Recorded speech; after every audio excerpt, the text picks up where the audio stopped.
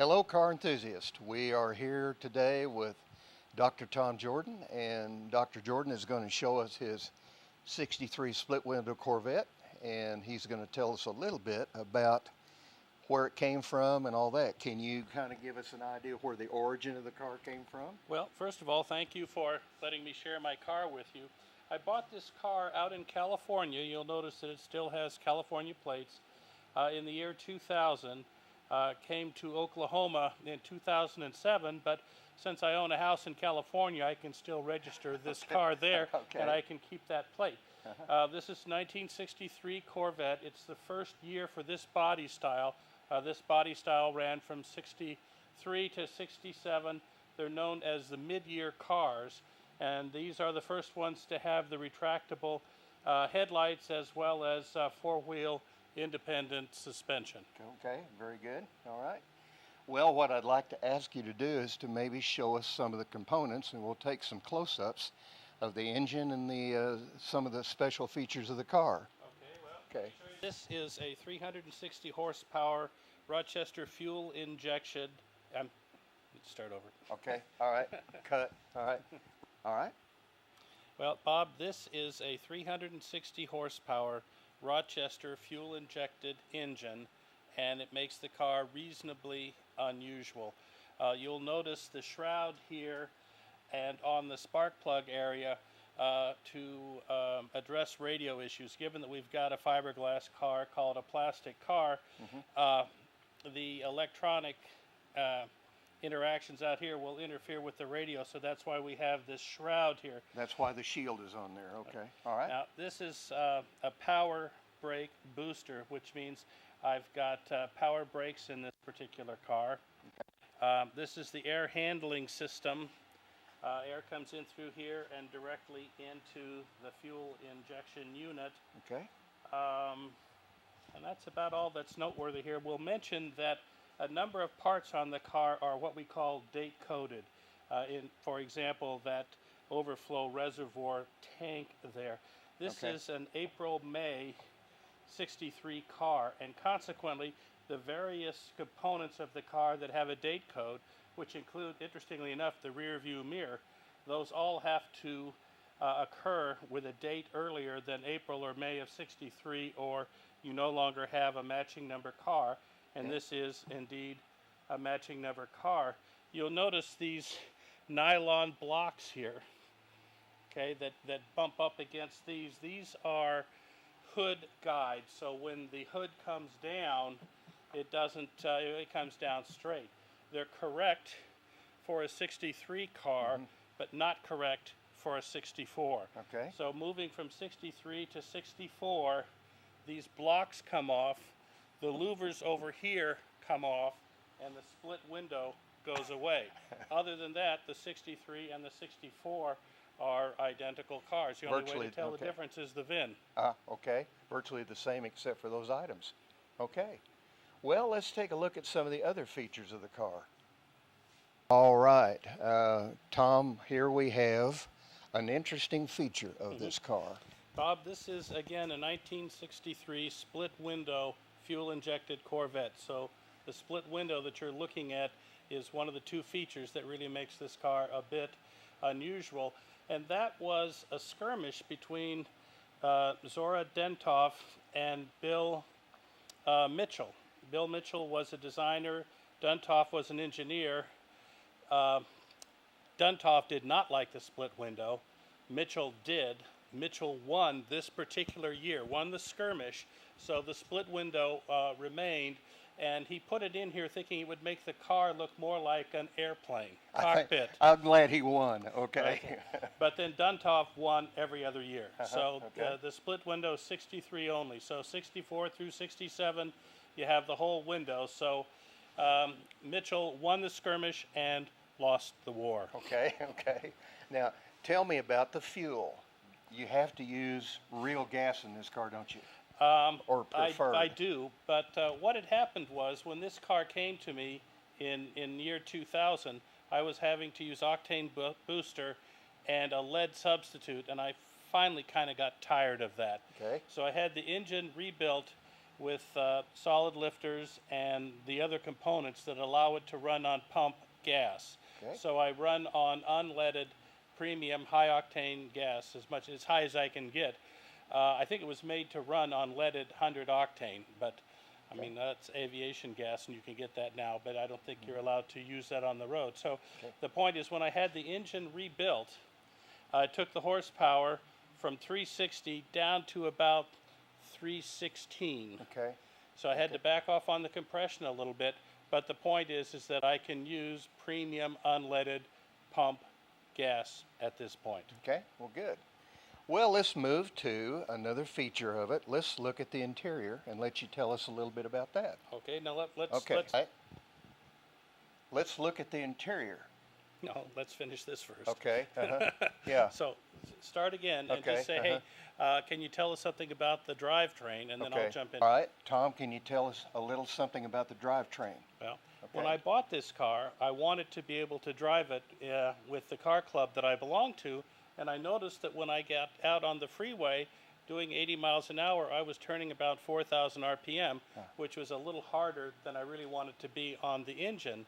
And so what I did was, I did some scouting around with some Corvette mechanics in the San Francisco Bay Area, and I found out that, of course, I already knew that I had a 370 rear end in this, which is the most freeway friendly. They came in 370, 412, and 456. So I'm thinking, with that 456 rear end, I'm pretty sure the car would hop if if you dumped it. Okay. But anyway, I found out that in later years, in the mid-year cars, you could get a 336 rear end. Okay. So I bought a second housing. A second 63 housing had a 336 gear put in it, and that was mounted in the car. So if you go to a car show and they slide a mirror underneath, that's a 63 case, but it's a 336 rear end. Now, okay. at that point, my first gear was not tall enough, so I needed to go to a wide ratio transmission. And again, these are 4 speeds, so fourth gear is straight through, so there's no overdrive or anything like that. So I bought a second 63 case and had a wide ratio first gear, put into it. Okay. And so I've got the original third member and the original transmission that are numbered to the car up on the shelf, and I have in correct cases a rear end and a wide ratio transmission. So now the car is more drivable, and doing the math, I was able to work out that I had more speed on the high end and more torque on the low end with that particular combination. So the car is more drivable than it was, and that was one of the points in working on the car, was I wanted to be able to drive it and drive it comfortably. Okay. All right. Good deal. Well, let's take a look at maybe another feature of it. Maybe you can show us the interior. All right. All right. Okay. All right, Tom, here we are with the interior. Well, Bob, I cheated on the interior as well. If you look at those seats, they look right. The pattern is right. However, they're leather, and that's wrong. It turns out in 1963, the only leather seats that you could get were for the tan interior. So I went to a company called Al Nock, and they made me a set of Daytona blue leather seats in the right contours. Now, I had to get a second set of seats to do that, because I thought, well, if I want to go to a fancier car show, I have to have a set of vinyl seats. So I've got 2 sets of seats for this car, a leather set for when I want to drive it myself, and a vinyl set if somebody wants to be nitpicky about it. Okay. Now, you'll also notice that this car doesn't have air conditioning. The top 2 knobs there, which would be above the clock, they're not there. And the reason for that is because this particular year, this engine option was the race car, and consequently, air conditioning was not an option that was offered. Now, underneath the glove compartment, which you can't see from here, there are 2 trim plates. And the VIN number for the car, as well as some other information, is there. And that's how you can prove, among other things, that this is an original fuel-injected car. Also, if you go to Nolan Adams' book, where the official list of the fuel-injected VIN numbers are, this car is in that VIN situation. Okay. All right. Okay. Any other maybe of interest? So you'll see that it has the AM, FM radio in there, and it is the original one, so it gets kind of crackly when you move between stations.